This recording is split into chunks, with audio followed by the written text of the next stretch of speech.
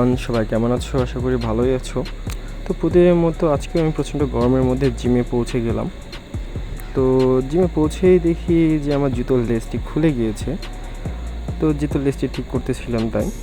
তো আজকে আমার ব্যাক ডে ছিল। তো শুরুতেই আমি ওয়ার্ম আপ করে নিচ্ছিলাম। তো প্রথমে আমি পুশ আপ দিয়ে নিলাম কিছু। তো পুশ আপ দেওয়ার পরে একটু পুল আপসে যাব।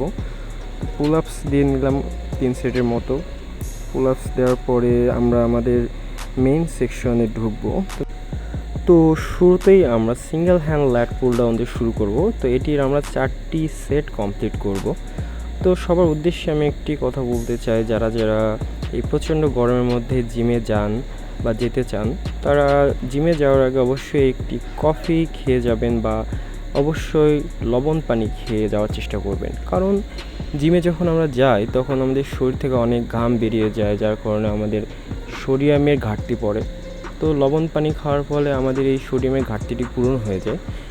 এতে আমাদের শরীর ডিহাইড্রেট হওয়ার সম্ভাবনা অনেক কম থাকে। তো আমাদের যেদিন ব্যাক ডে থাকবে আমরা আমাদের প্রতিটি মাসেলস খুব ভালোভাবে ট্রেন করার চেষ্টা করব। প্রতিটি সেট কমপ্লিট করব খুব সুন্দরভাবে। ব্যাক মাসেলস বলতে গেলে প্রতিটি বডি বিল্ডারের জন্য একটি গুরুত্বপূর্ণ মাসেলস। ব্যাক মাসেলস যখন চওড়া হয়ে যায় তখন প্রতিটি বডি বিল্ডারের বডি শেপ দেখতে অনেক সুন্দর লাগে। তো ব্যাক ডেতে শুধু ব্যাককেই ট্রেন করব না, আমরা বাইসেপকেও ট্রেন করা অনেক জরুরি। এতে বাইসেপ মাসেলসও গ্রো করবে আমাদের।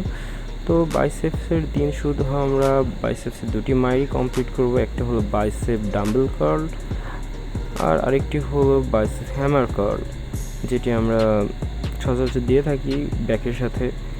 সর্বশেষ একটি কথাই বলবো, জিম শেষে আমরা সবাই আমাদের প্রোটিন ইনটেকটি পূরণ করার চেষ্টা করব, যেটি আমাদের মাসেল গ্রো করতে অনেক হেল্প করবে। সবাই বলে কেন গ্রো করতেছে না, বডিকে যদি আমরা ঠিকমতো প্রোটিন না দিই তাহলে কোনো মাসেলসই বডি গ্রো করবে না। তো আজ এখানেই, সবাই ভালো থাকবেন, সুস্থ থাকবেন।